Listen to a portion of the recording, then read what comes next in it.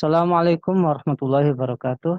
Alhamdulillahirrabbilalamin. Assalatu wassalamu ala asyrafil anbiya wal mursalin wa ala alihi wa sahbihi ajma'in amma ba'du. Pemirsa Khilafah News yang dirahmati oleh Allah, jumpa lagi dengan program kita yakni Kabar Petang. Hari ini kita akan membahas tema-tema terkini dengan narasumber yang kredibel tentu saja dari sudut pandang Islam. Inilah Kabar Petang selengkapnya.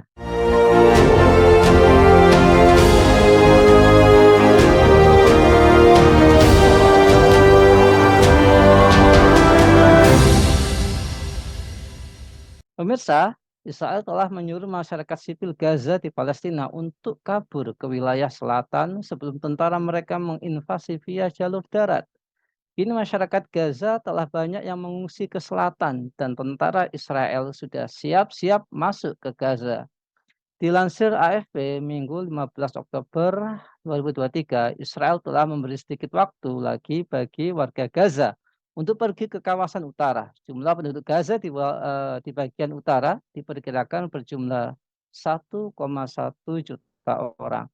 Militer Israel menargetkan kota Gaza sebagai sasaran karena dianggap menjadi basis Hamas, kelompok paramiliter yang menyerang Israel pada 7 Oktober lalu.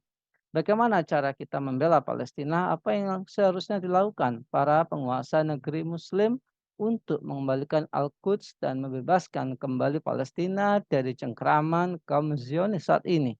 Apakah mengambil solusi dua negara adalah langkah yang benar?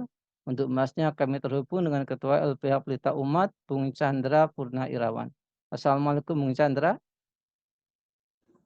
Ya, Waalaikumsalam warahmatullahi wabarakatuh. Alhamdulillah. Bung Chandra. eh, Serangan udara dari pesawat tempur Israel terus berlanjut. Situasi bagi 2,3 juta penduduk di Gaza semakin genting. Tidak ada jalan keluar dari wilayah kecil namun padat penduduk tersebut. Apakah tindakan Israel ini melanggar hukum internasional, Bung? Ya, Assalamualaikum warahmatullahi wabarakatuh. Jadi Waalaikumsalam. berkaitan dengan yang terjadi di Palestina, eh, pertama sebetulnya bukan berkaitan apakah melanggar hukum internasional atau tidak. Ini sebetulnya tidak perlu ditanyakan, tidak perlu harus tanya kepada ahli hukum atau tidak perlu harus tanya kepada PBB. Sebetulnya apa yang dilakukan orang Yahudi di sana, kemudian mengambil tanah bangsa Palestina itu adalah bentuk pelanggaran sebetulnya.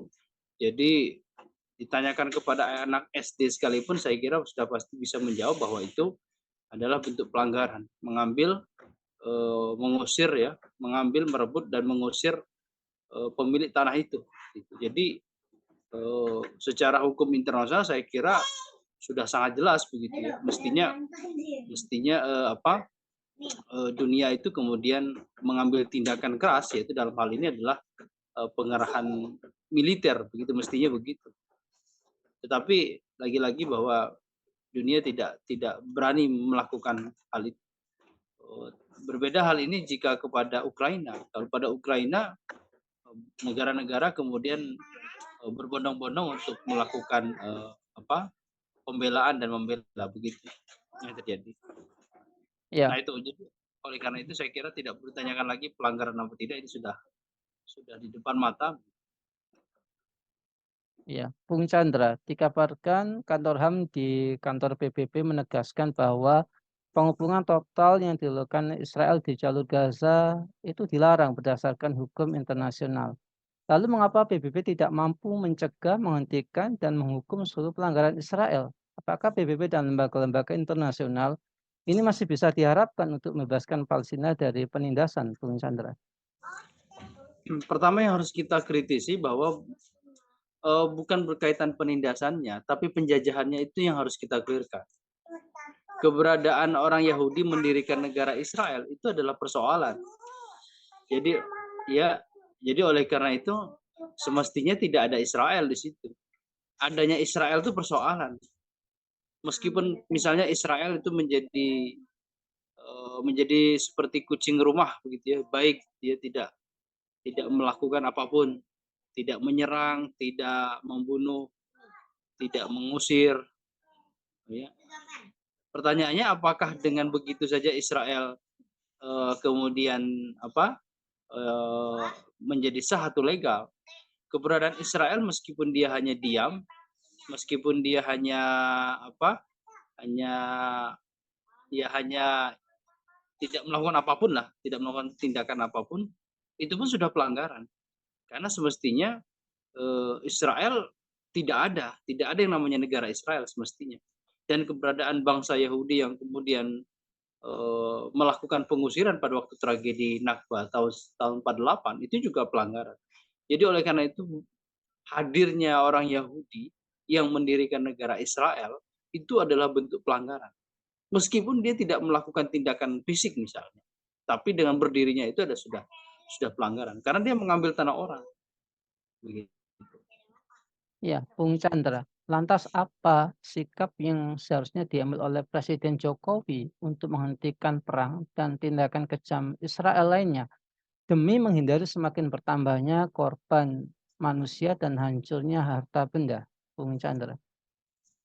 Ya, yang mesti dilakukan oleh kepala negara negeri-negeri muslim, khususnya negeri Arab, itu mengusir, ya, menyatakan Israel itu tidak sah sebagai sebuah negara, mestinya begitu, ya. Bukan menghentikan, tapi gimana caranya tidak ada yang namanya negara Israel. Anda bisa bayangkan, rumah kita diambil, lalu kemudian tetangga kita bilang, bagaimana kita mendamaikan antara yang ambil rumah kita kasih sebelahan, dibagi dua begitu. Kan itu logika orang gila itu yang begitu. Semestinya adalah yang mengambil rumah kita itu, yang membagi itu mestinya disuruh keluar dari rumah, bukan kemudian rumahnya dibelah disekat dua. Nah ini yang kemudian aneh begitu logikanya. Saya tidak tahu kenapa banyak negeri-negeri muslim, tokoh-tokoh muslim, itu seperti kehabisan logika, seperti tidak jalan ininya, cara berpikirnya. Ya, Pertanyaannya adalah bagaimana apa jadi kalau gitu apa dong solusi solusi yang saat ini dibutuhkan, yang saat ini gitu loh. Ya solusi saat ini ya itu tadi, gimana caranya tidak ada negara Israel. Keberadaannya itu udah pelanggaran itu di situ. Nah itu yang mesti ini. Apalagi kemudian dulu akan menerima orang timnas Israel gitu ya, datang ke Indonesia dengan alasan jangan campuri urusan politik dan bola. Itu hanya orang yang agak gimana cara berpikirnya. Kan judulnya sudah timnas. Berarti kan mewakili negara. Dan sementara keberadaan negara Israel itu mestinya dipersoalkan. Gitu loh. Udah, apakah bisa berharap pada PBB? Jangan berharap pada PBB lah. Buktinya udah 100 tahun ini Palestina itu dari tahun 45 sampai saat ini mungkin belum 100 tahun ya dari 45, 78 tahunan lah gitu ya. Masih aja begitu. Nah ya, itu jadi janganlah berharap pada dunia barat. Yang menjadi persoalan kenapa negeri-negeri muslim itu tidak bersatu gitu ya. baik Bung Chandra. Dalam sidang umum PBB pada tanggal 14 Desember 1960 dengan nama pernyataan mengenai kewajiban pemberian kemerdekaan kepada negeri-negeri dan bangsa-bangsa terjajah. Declaration eh, ini sebuah deklarasi yang disusun pada saat itu, ini pakai bahasa Perancis ini. Apakah ini berlaku dan bisa direalisasikan untuk Palestina dan tepatkah labelan teroris kepada Hamas, Bung?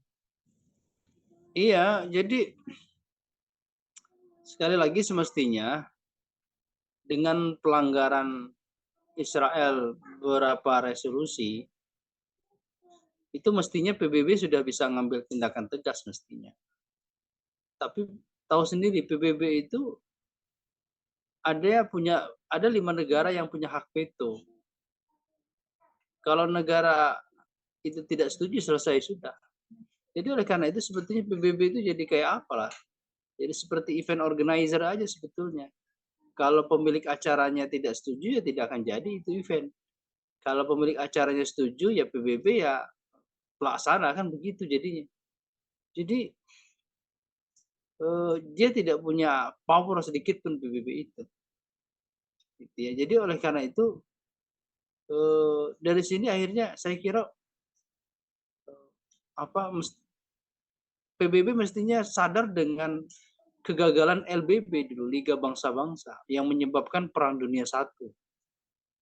Perang Dunia I itu salah satunya diakibatkan LBB pada waktu itu tidak menjalankan fungsinya. Itu yang terjadi.